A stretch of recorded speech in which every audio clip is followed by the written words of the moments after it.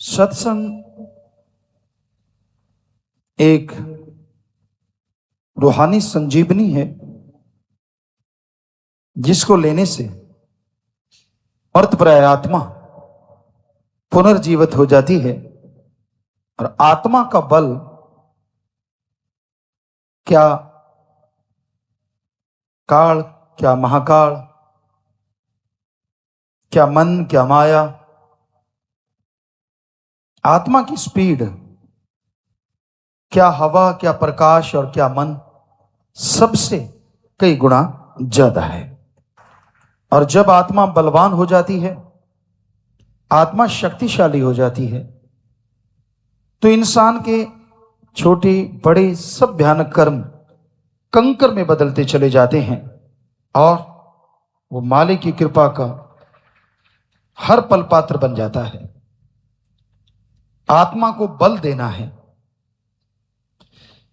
जैसे कोई आदमी कमजोर हो जाता है, उसे कहा जाता है कि आपको ताकत चाहिए, तो उसके लिए आयुर्वेदा, एलोपैथी, होम्योपैथी, नेचुरोपैथी, सब में पावर की चीजें हैं, वो दी जाती हैं और आदमी ताकतवर हो जाता है। लेकिन आत्मा को बलवान बनाने के लिए किसी पद्धति के पास कोई टॉनिक नहीं है। किसी डॉक्टर के पास चले जाओ, कोई दवा नहीं जिससे आत्मबल बढ़ जाए। आत्मबल का टॉनिक भी आपके अंदर है। कितनी हैरानी है, आपके अंदर ही आत्मबल है और आपके अंदर ही आत्मा है। जैसे दूध में घी होता है, अब 5 क्विंटल दूध का आप पीना चाहें, क्या पी लोगे? नहीं पी सकते। Litre, 2 litre, 5 litre, 4 litre, 10 litre, जितना भी एक दिन में, अगले दिन फट जाएगा। लेकिन तरीका है, दूध के अंदर ही घी है, उसको जाग लगाओ, उसको बिलो, मक्खन आए, गर्म करो, छाछ अलग, घी अलग, तो वो घी 5 क्विंटल दूध का आप एक दिन में नहीं, 2 दिन में नहीं, साल, 2 साल, 3 साल तक उसको ले सकते हैं। वो पूरी पावर आपने ले ली। तो उसी तरह वो आत्मबल आप सबके अंदर है, लेकिन उसको हासिल करने के लिए एक तरीका है, एक मेथड है, एक युक्ति है। और उस तरीके को हमारे हिंदू धर्म में गुरु मंत्र, इस्लाम धर्म में कलमा, सिख धर्म में नाम शब्द, ईसाई धर्म में द गॉड्स वर्ड्स या मेथड ऑफ मेडिटेशन, यानी मालिक को याद करने का तरीका, विधि है। उस विधि के द्वारा अगर आप मालिक को याद करेंगे तो यकीनन आपकी आत्मा को आपके अंदर से पावर मिलेगी और वो टॉनिक मिलते ही आपके गम, दुख, दर्द, चिंताएं खत्म होती चली जाएंगी और खुशियों से माला माल हो जाएंगे। कितना आसान है ये प्रोसेस। एक नया पैसा नहीं लगाना, बाल बच्चों से, परिवार से दूर नहीं जाना, कपड़ा लत्ता अलग तरह का नहीं पहनना, कोई मुश्किल नहीं, शरीर को तकलीफ नहीं देना कि खड़े रहो, बैठे रहो, लेटे रहो, जैसी मर्जी आपकी। तो इससे आसान और क्या हो सकता है? जीभा से, ख्यालों से वो शब्द हैं, उनका अभ्यास करते रहो लगातार, तो आपके अंदर से आत्मबल बढ़ने लगेगा। और जैसे जैसे आत्मबल बढ़ता जाएगा, आप सुख, परमानंद की प्राप्ति के और करीब होते जाएंगे और आपकी बेचैनियां, आपकी टेंशनें खत्म होंगी और बिगड़े काम बनने लगेंगे। आपका तो पता नहीं आप क्या कहें, लेकिन हम आपको दावे से कहते हैं, हमने ऐसा टॉनिक जो बिना दाम के मिले कहीं भी देखा तो क्या, सुना भी नहीं, सिर्फ सतगुरु मौला ने बताया। गुरुओं ने, पीर पैगंबरों ने, ऋषि मुनियों ने बयान किया, लेकिन गुरु बिना गति नहीं। जब तक गुरु मिलता नहीं, उन पवित्र ग्रंथों की भी समझ इंसान को पूरी नहीं आती। वो तो रूहानियत के पवित्र ग्रंथ हैं। जरा सोच के देखिए, दुनियावी ग्रंथ जो हैं, स्कूल में पढ़ने वाले बच्चे उनको नहीं ढंग से समझ सकते जब तक उस्ताद, टीचर, मास्टर ना पढ़ाए। तो हमने ये देखा, गुरु मुर्शिद कामिल के चरणों में लगे सभी धर्मों के पवित्र ग्रंथ अपने आप ख्यालों में आने लगे और अपने आप उनकी समझ आने लगी। ये उनका रहमो करम। तो सत्संग में आइए, पीर फकीर से बात कीजिए और अमल कीजिए। मन भी रुकेगा, माया भी ढीली पड़ जाएगी और आत्मबल बढ़ता जाएगा। सिर्फ बात करने से, दिखावा करने से कोई भक्त नहीं बनता, अमल करने से ही भक्त बना करते हैं। अमल करो, सुबह शाम सुमरन करो।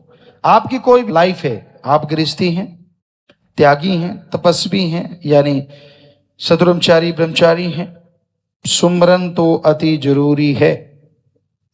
कोई भी लाइफ आपने चुन ली, हर लाइफ के सक्सेस के लिए सुमरन रामबाण है, यानी काम करेगा ही करेगा, कभी नकारा नहीं होगा, ये 100% गारंटी है।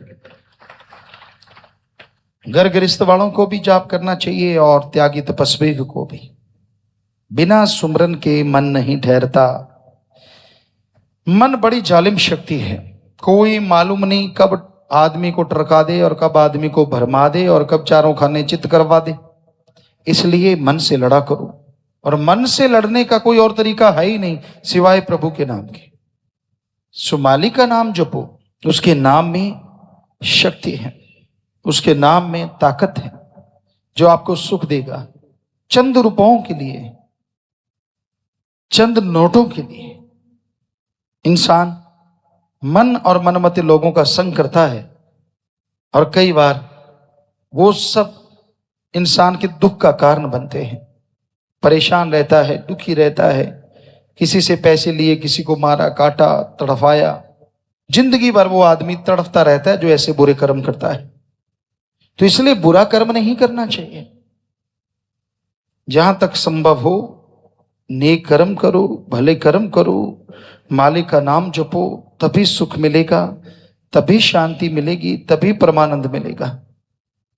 अगर आप वचनों पे पक्के नहीं रहते, सुमरन नहीं करते, तो मालिक की कृपा पात्र आप नहीं बन पाएंगे।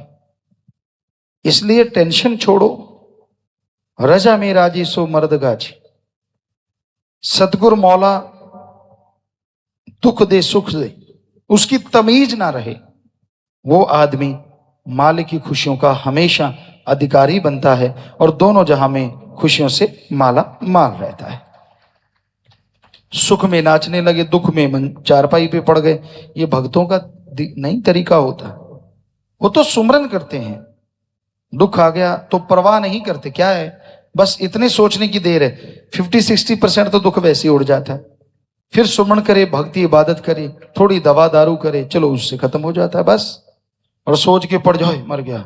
ओ कई तो लेटते हैं, इधर को मेरा बाजू इधर गया, अरे इधर ही जाएगा जब इधर को लेट रहा है तो। नहीं क्यों गया, तो तेरा दिमाग लेके गया। हाँ जरा सी धूप लगी, ओ सिर दुखेगा, धूप में गया तो वो दुखेगा ही, क्योंकि पहले सोच लिया कि दिमाग को ऑर्डर दे दिया सिर दुखा देना, जैसे धूप में जाऊं। तो नेचुरली आपको नहीं पता, लेकिन ये शरीर का सिस्टम है। आपने कह दिया कि सिर दुखेगा और जब जाओगे तो दुखेगा। ये साइको होता है, आदमी के दिमाग में बैठ जाता है। तो दिमाग को पावर मिलती है गुरु मंत्रा से, आत्म बल से। यानी किसी तरफ आ जाओ, चाहे साइंस की तरफ आ जाओ, चाहे रूहानियत की तरफ आ जाओ, सुमरन के बिना बात नहीं बनती। हमने देखा है 30 साल के बूढ़ों को, हमने देखा है 70-80 साल के जवानों को। देखा नहीं, देख रहे हैं। थोड़ा सा काम किया, हम अपनी बात करते हैं। बेपरवाह जी की रहमत बचपन से, जन्म से रही, गर्भ से रही, हमेशा से रही और रहेगी। तो हमने कभी उस गांव में ये नहीं सुना था थक गए, ना तो बुजुर्गों से सुना था, ना अधेड़ अवस्था वालों से, ना जवानों से। लेकिन यहां आए बहुतों से सुना, छोटे बच्चों से ना, मैं तो थक गया। हमने कहा ये क्या बला होती है? जवान तो थक गया, अधेड़ तो थक गया, बुजुर्ग तो थक गया। कई लोग मिले ऐसे, सभी नहीं। ये थक गया क्या चीज होती है? बस आपने सोच लिया तो थक गया, नहीं सोचा कुछ नहीं है तो कुछ भी नहीं है, बात ही कुछ नहीं। तो बहुत सारी बीमारियां तो आपके दिमाग की दी हुई हैं, आत्मा की कमजोरी की वजह से। जैसे सुमन करोगे वो चुटकी में उड़ जाएंगे, हाथों हाथ खत्म। तो ऐसे ना सोचा करो, मैं ऐसे लेटूंगा मेरे तो बल पड़ेगा, मैं ऐसे लेटूंगा तो मेरे को आराम आएगा। हाँ, वास्तव में थोड़ा आराम मिलता है किसी भी करवट में तो अच्छी बात है, लेकिन पहले से सोच लो तो गड़बड़ है। इसलिए दिमाग में पहले से गलत बातें ना बिठाया करो। खास करके माता बहनों को ज्यादा होता है, लेकिन आजकल के भाई भी लगभग बराबरी में। पहले माता बहनों को बहुत ज्यादा होता था हर बात पे, ओ हवा इधर से छींक आएगी, नेचुरली आएगी, छींक, अब चलेगा सामान तो चलेगा। तो ये सोचने की वजह से है और कुछ नहीं है। हवा आगे क्या है, नहीं आने देनी चाहिए, नहीं आएगी, नेचुरली एलर्जी रुक जाएगी। तो ये आप की सोच रहे हैं जो नेगेटिव, उसका कारण है आत्मिक कमजोरी। और आत्मिक कमजोरी को दूर करने का एक ही तरीका है, सत्संग में आओ, ओम हरि अल्लाह वाहिगुरु राम का नाम गाओ, भक्ति इबादत करो, आप अंदर से मजबूत हो जाएंगे और बीमारियां चुटकी में उड़ती चली जाएंगी।